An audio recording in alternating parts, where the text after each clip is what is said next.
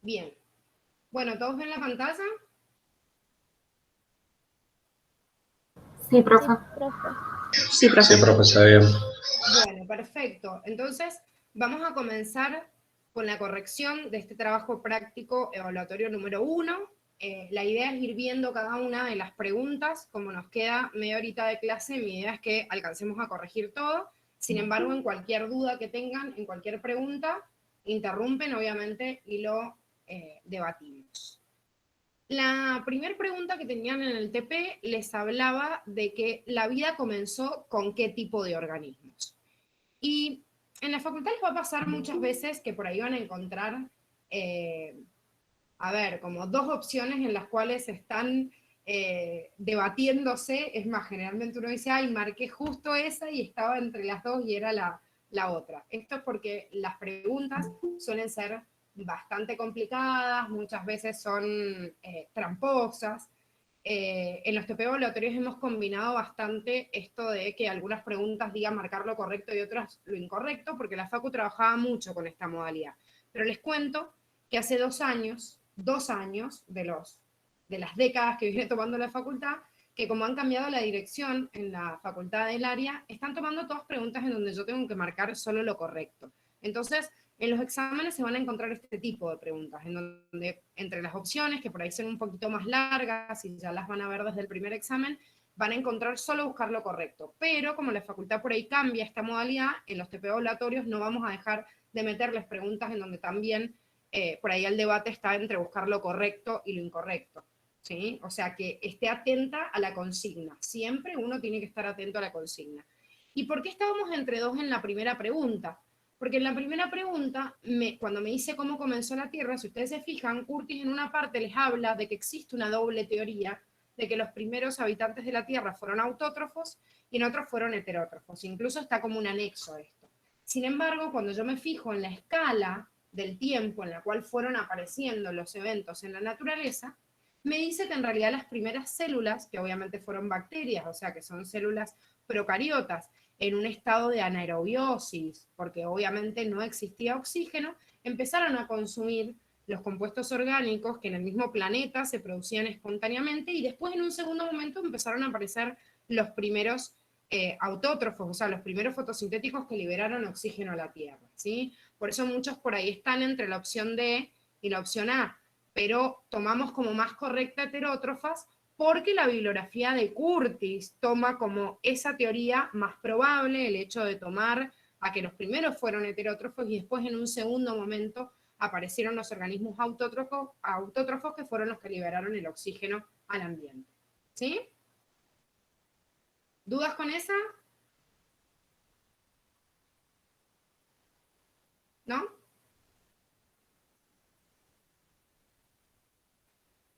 Bueno, bien, entonces seguimos con la segunda. La segunda pregunta también era un poco tramposa porque me hablaba de que una planta presenta un tropismo hacia la luz.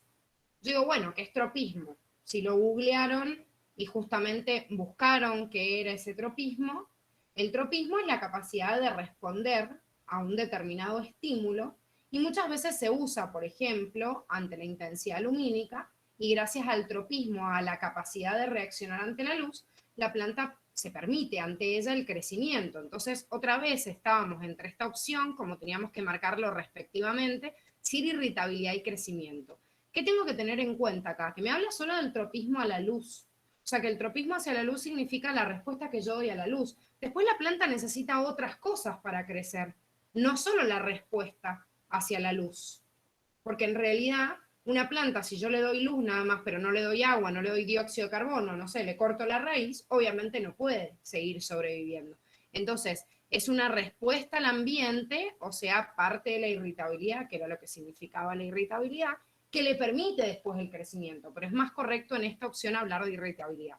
En la segunda no había tanta dicotomía porque me habla de regular la concentración interna de iones y como sabemos la homeostasis es eso, regular las concentraciones o los componentes internos para mantener en equilibrio, o sea, al propio organismo. Entonces, en ese caso, justamente la regulación de los iones, por eso lo vamos a tomar justamente como un mecanismo homeostático. Bien, ahora vamos a la pregunta número 3. Como les dije, obviamente si hay alguna duda con alguna de las preguntas, me responden, me consultan. Sepan que la pregunta 3 era como bastante teórica, ¿sí? ¿Qué respondieron ahí? En esta pregunta. ¿Respondieron esa, no? ¿Sí?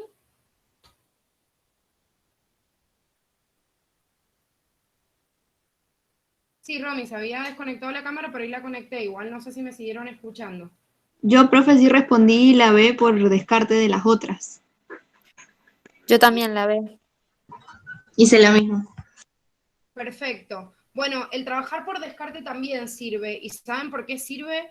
Porque la facultad a veces nos pone en las opciones cosas que no salen en la bibliografía. Y uno dice, ¿cómo me pueden tomar esto si en realidad no aparece? Porque nosotros a veces les ponemos, en este caso no, y ya les explico por qué, pero porque a veces nosotros ponemos opciones en las cuales no aparecen en la bibliografía, porque la facultad a veces hace esto porque podemos sacar por descarte lo correcto o lo incorrecto. En este caso yo tenía que buscar el excepto, pero podemos buscar lo correcto e incorrecto en base a lo que dice la bibliografía. ¿Por qué esta estaba incorrecta? ¿Y qué haríamos para volverla correcta? Fíjense que me está hablando de los hermanos Buchner y dice que sostenían que las operaciones químicas llevadas a cabo en los tejidos vivos no pueden desarrollarse experimentalmente en el laboratorio. Y la bibliografía, a través del ensayo que tienen, les dice que sí pueden llevarse a cabo en el laboratorio. O sea que si nosotros acá tachamos el no, sería correcta. Sin embargo, es incorrecta porque justamente lo que hicieron estos hermanos es contradecir a Pasteur, que Pasteur, que también era un defensor del vitalismo, hablaba de estas reacciones vitales. Y en las reacciones vitales decía que los tejidos vivos podían desarrollar reacciones que no existían directamente en el laboratorio. O sea, había una reacción vital y una reacción física y química que se llevaba a cabo aparte en los organismos. Entonces, lo que teníamos de diferencia justamente de este vitalismo en la segunda parte de la historia, en la cual rechazamos este mecanicismo de René Descartes y de otros seguidores, es que justamente se comprueba que estas reacciones vitales no dependen de reacciones químicas únicamente en los seres vivos, sino que lo puedo reproducir en un laboratorio. Por eso estos hermanos aislaron una sustancia que hoy sabemos que es una enzima, que le pusieron el nombre de fermento, dentro de los hongos, y de esa forma lo que hicieron es comprobar que esa reacción también se podía llevar a cabo en el laboratorio. Bien, en la pregunta 4 teníamos que marcar la falsa, o sea, cuál de las opciones estaba mal. La opción que acá está mal, porque en realidad me describe a cada uno de los componentes, es la C. Ahora yo les pregunto, ¿por qué está mal la C? Por el almidón. Bien, ¿por qué, Luca? ¿Qué es el almidón?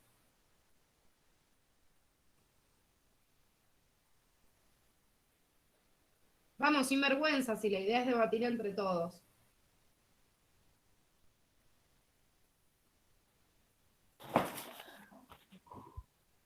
¿Dónde está el almidón? Es un azúcar de origen vegetal, ¿o no? Perfecto, Rafa. El almidón es un polisacárido de reserva vegetal y no animal. Si yo en esta opción otra vez sacaba almidón y les decía que el glucógeno era un polisacárido importante en los animales, que se reservaba en hígado y en músculo, estaba perfecto, pero lo que está mal es el almidón. El almidón no está en las células animales, sino vegetales. Si después ustedes se fijan en las otras opciones, era contenido que tenían en la bibliografía, la quitina que hablamos en la presencia en donde estaba, la celulosa yo les mencioné en la clase que no solo estaba en las plantas, sino también en las algas. Si no, lo buscábamos. Y si no, como les dije recién, descartábamos. Yo tengo la duda y digo, ay, che, pero me da el ejemplo justo acá el cuadernillo de que la celulosa está en las plantas y no está en los vegetales. Bueno, lo googleo y corroboro, o me doy cuenta que de acuerdo a lo que sale en la bibliografía, sí o sí, el almidón no está en los animales. Entonces, sí o sí esta opción estaba mal. Y bueno, y la sacarosa, otra vez, la composición del disacárido, que si bien no me dice qué isómero tiene, es verdad que era glucosa y fructosa. ¿Sí? Un tipo específico de glucosa y fructosa, pero la opción sigue estando bien. La pregunta 5 les hablaba de la estructura que tienen las proteínas. Nosotros vimos la estructura primaria, secundaria, terciaria y cuaternaria. Y dijimos que la codificación de cada uno de los aminoácidos estaba justamente en la información que está contenida en el ADN. O sea que es verdad que la secuencia de aminoácidos determina el carácter biológico de la molécula proteica, porque si no tiene la misma codificación de aminoácidos, obviamente no es la misma proteína. Pero además de esto, podíamos descartar las que estaban mal. ¿Por qué? Porque dice, la estructura secundaria a menudo es fibrilar. No, dijimos que globular y fibrilar es la estructura terciaria y no secundaria. En la C pasa lo mismo. Me habla de la hélice alfa y hoja plegada beta, que es un tipo de estructura secundaria y no terciaria. Y en el caso de la estructura cuaternaria, dice que está formada por una cadena polipeptídica y no es una, sino varias. Brisa, ¿querías preguntar algo?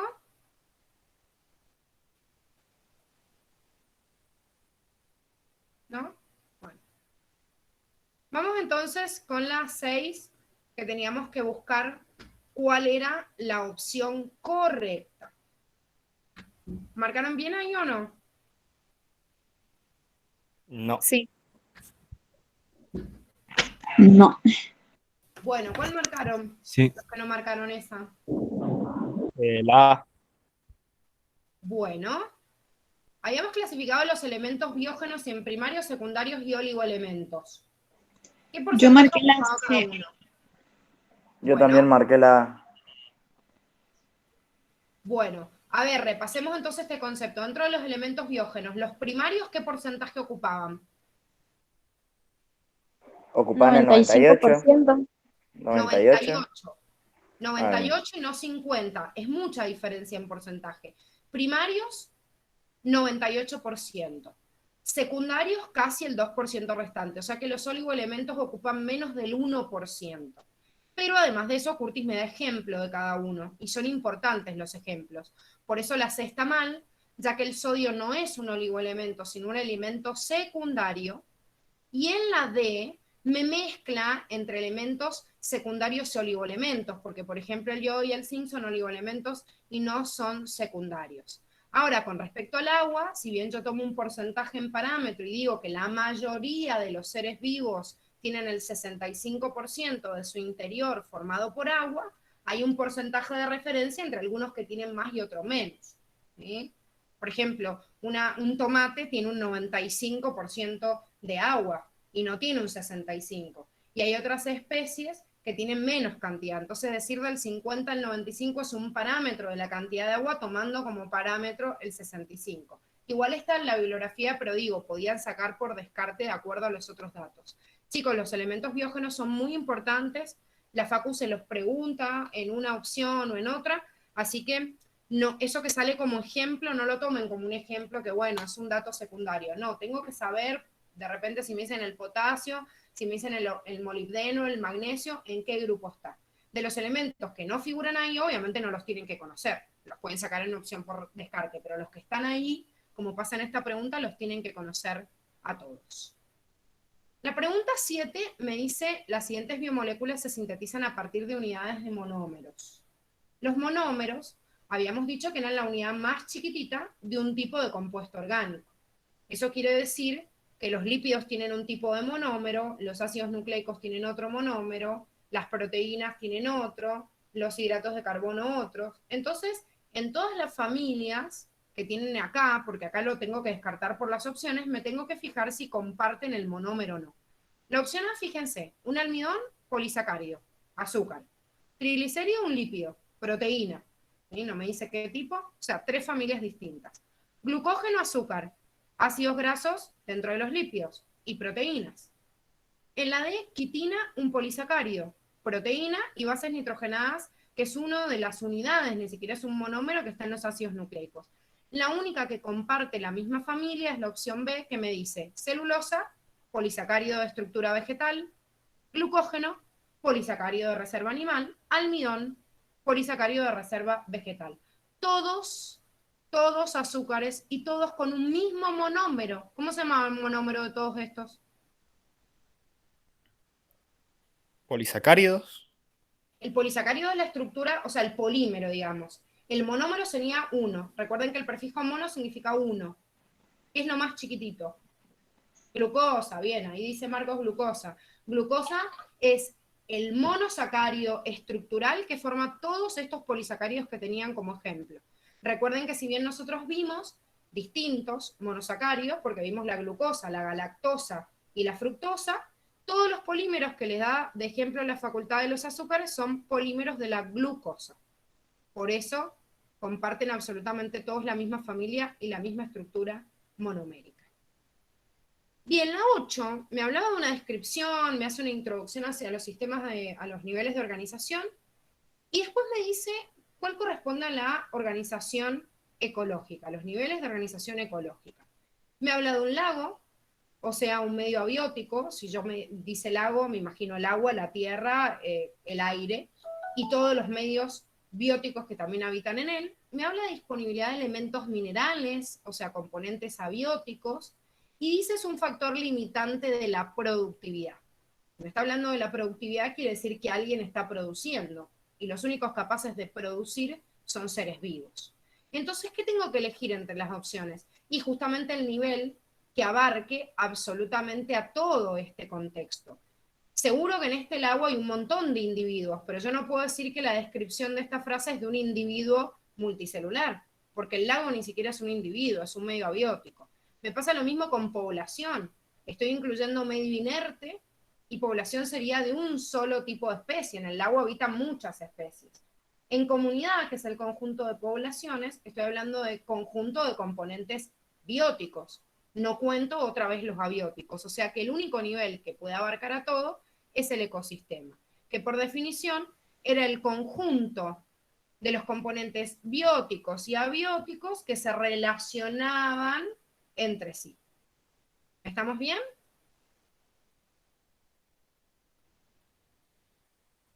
¿Alguna duda con esa?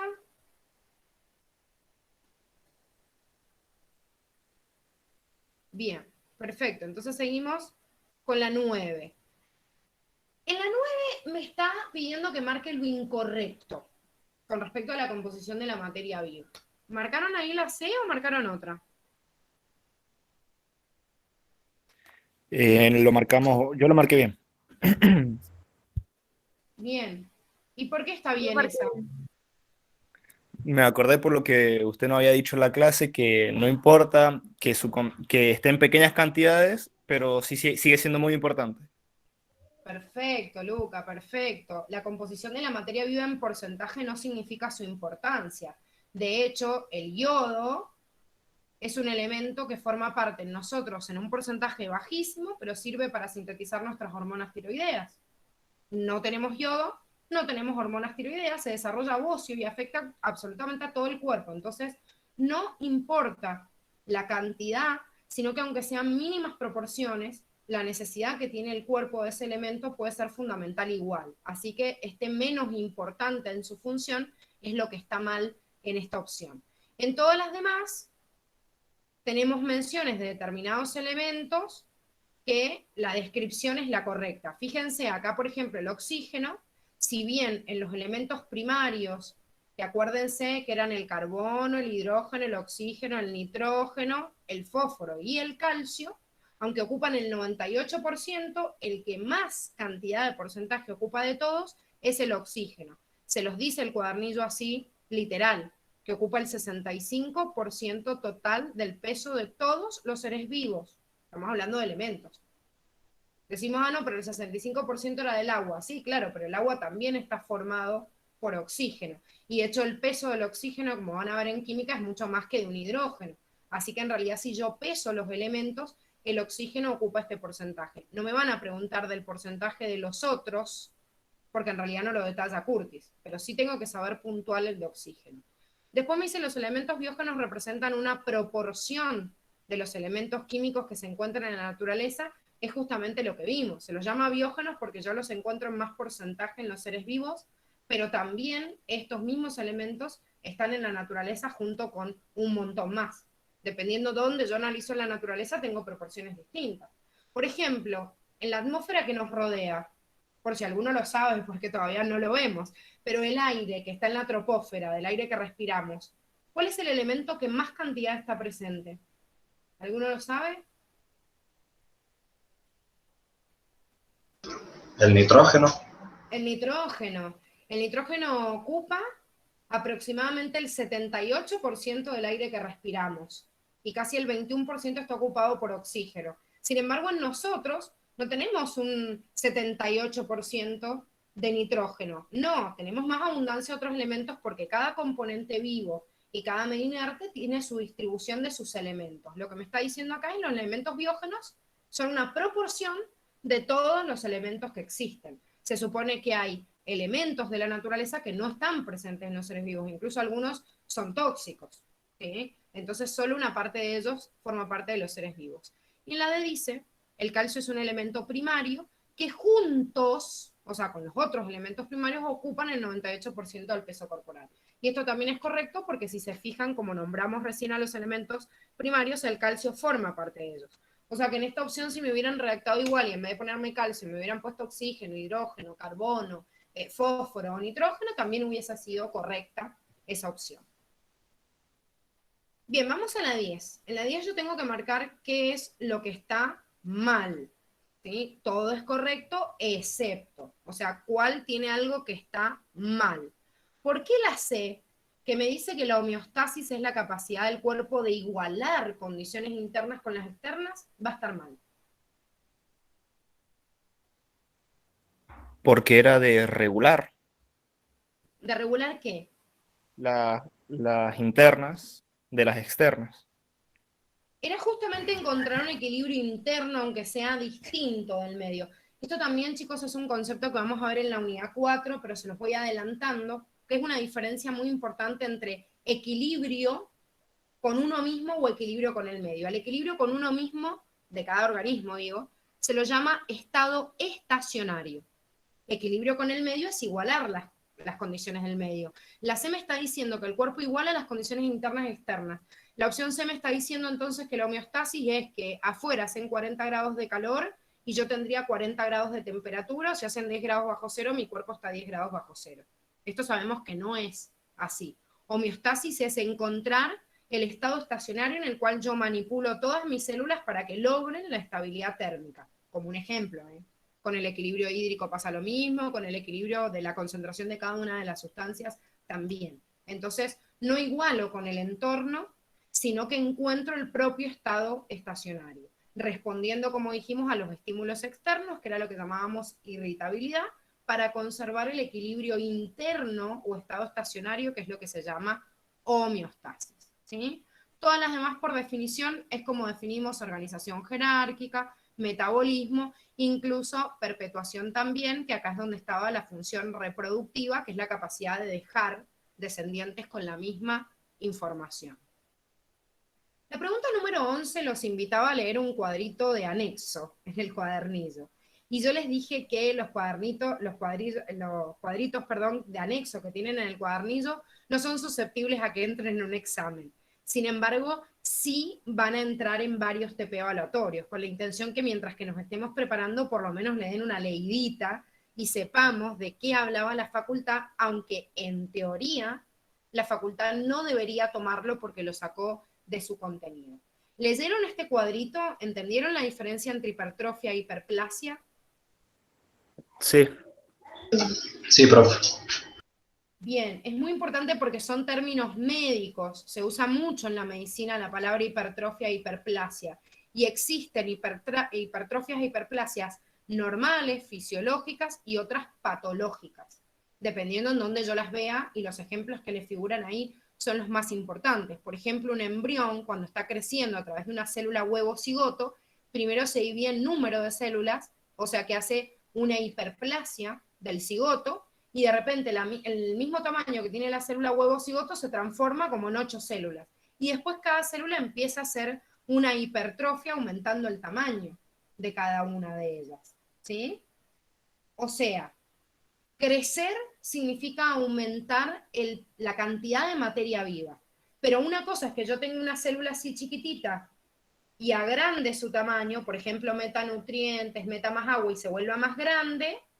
Al aumentar el tamaño, digo, la célula se hipertrofia, Y otra cosa es que en la hiperplasia haya mitosis, división de células. Una célula se transforma en dos, de 2 a 4 y así sucesivamente. O sea, en hipertrofia no hay mitosis o división celular, en hiperplasia sí.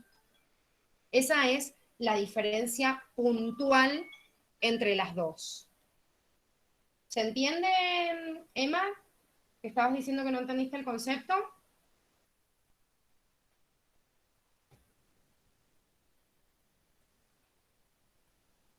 Ahora sí, bien, perfecto. Bueno, y Marcos, con respecto a la pregunta que estás haciendo sobre la hipertrofia muscular, en realidad, obviamente, es por ejemplo lo que sucede cuando van al gimnasio. Pero ojo que en realidad hacer ejercicio físico implica una hipertrofia y una hiperplasia también. ¿Por qué? Porque yo agrando la célula muscular porque reproduce en el interior sus fibrillas, sus miofibrillas, pero el músculo en sí crece porque también produce división celular. Por eso las personas que hacen deporte necesitan incorporar muchas proteínas en su dieta, porque son la fuente para que esas células musculares también se desarrollen y empiecen a reproducirse. Entonces, existe una hipertrofia por el aumento del tamaño, pero también una hiperplasia de cada una de las células. O sea que acá estamos viendo un concepto celular. En cambio, a veces se habla de hipertrofia o hiperplasia en un órgano. Esto lo vamos a ver cuando veamos tejidos y órganos. Van a tener que tener paciencia porque es como la unidad 16, pero lo vamos a aclarar en cada uno de los órganos en base a esto. Ahora yo necesito que entiendan el concepto a nivel de célula. O sea, hablar de hipertrofia o hiperplasia, si hay división o no, si hay aumento o disminución del tamaño. Sí, pueden pasar las dos a la vez, como dice Marcos. Exactamente, pueden pasar en un tejido que exista un estímulo para hipertrofiarse y también para hacer hiperplasia. ¿Sí? Los ejemplos puntuales de esto en órganos, chicos, no se preocupen porque lo vamos a ver más adelante. Ahora lo importante y lo que ustedes tienen que diferenciar es hiperplasia, hay mitosis, hay aumento del número de células, hipertrofia no, solo aumenta el tamaño de las células, pero no hay división celular. ¿Sí? ¿Quedó claro o alguna duda más? Ninguna, profe. ¿Seguro?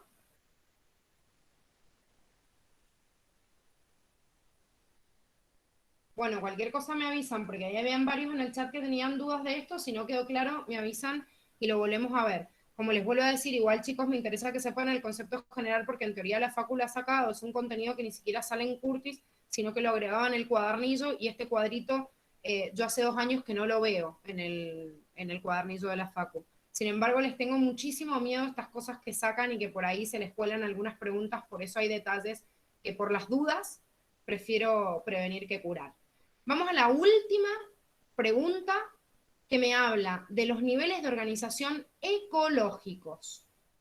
¿Cuáles eran los niveles de organización ecológicos? No biológicos, sino ecológicos. Población, comunidad, ecosistema y el de biosfera. Perfecto. Desde un individuo, que es el que se puede individualizar biológicamente, empiezan los niveles de organización ecológica. Cuando yo tengo una población, conjunto de individuos de la misma especie, comunidad, todas el conjunto de poblaciones o todos los componentes bióticos de un ecosistema.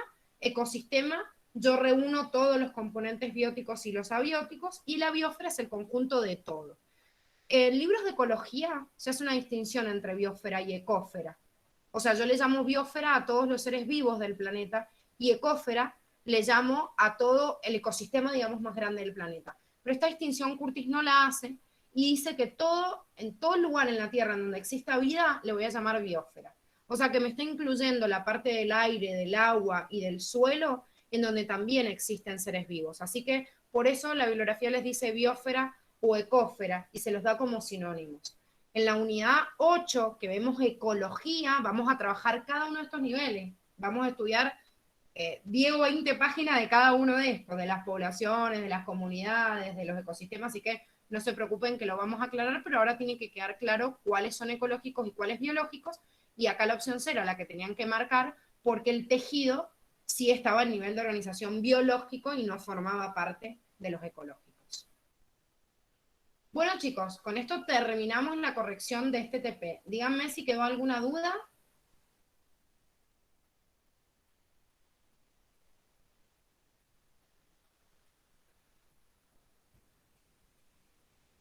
No, profe. ¿Pueden pasar las dos? Ah, bien.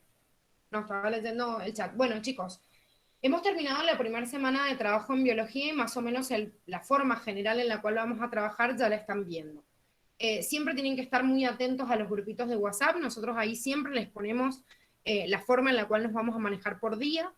Esta semana hemos tenido mucha conexión en Meet de estas unidades, pero como les dije, hay unidades en donde necesitamos videos complementarios, como es el caso en la semana que viene en Célula, entonces vamos a alternar entre ver algunos videitos por el grupo, conectarnos a Meet y hacer el TP evaluatorio dentro de la plataforma, ¿sí? Yo siempre les voy a ir avisando igual por el grupo.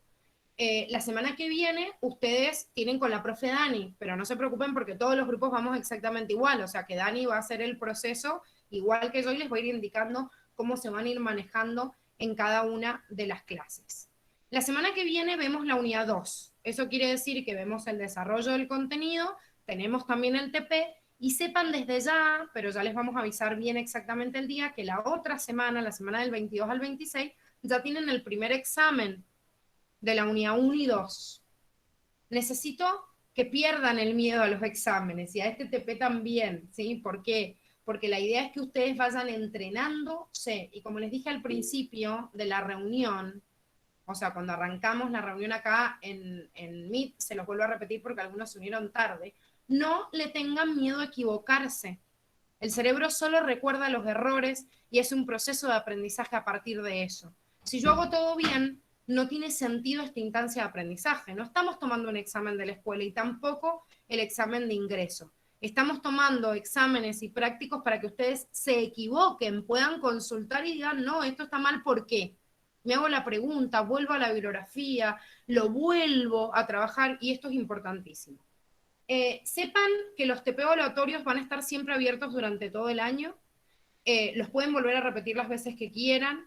Y además de eso, tienen que corroborar cada una de las respuestas. Los exámenes, si bien tienen un formato bastante parecido, si están limitados por tiempo, van a ser en la clase que les decimos, y en ese examen que tienen en esa clase, tienen la posibilidad de resolverlo, de enviarlo, y que les dé justamente la corrección automática en ese momento. ¿Sí? Después los van a poder seguir revisando los exámenes, pero la idea es que lo pongamos como una instancia evaluativa, así ustedes también van midiendo el tiempo, que es una instancia muy importante en los exámenes de la facultad. Ro, ¿tenés levantada la mano? Decime si tenés alguna pregunta.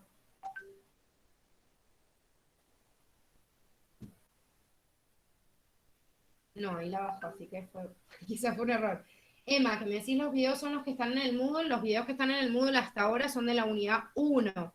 A lo largo del fin de semana vamos a ir cargando los de la unidad 2 y les vamos a ir indicando cuándo verlos. Brian, que me dice leer la unidad 2, sí, lo ideal sería que siempre ustedes para cada clase hagan una lectura previa. Si ustedes hacen una lectura previa, la clase es mucho más rica porque podemos consultar dudas. Entonces lo ideal siempre es la unidad que vamos a ver, que ustedes vayan adelantando con esa lectura previa. ¿Sí? ¿Alguna pregunta más, chicos?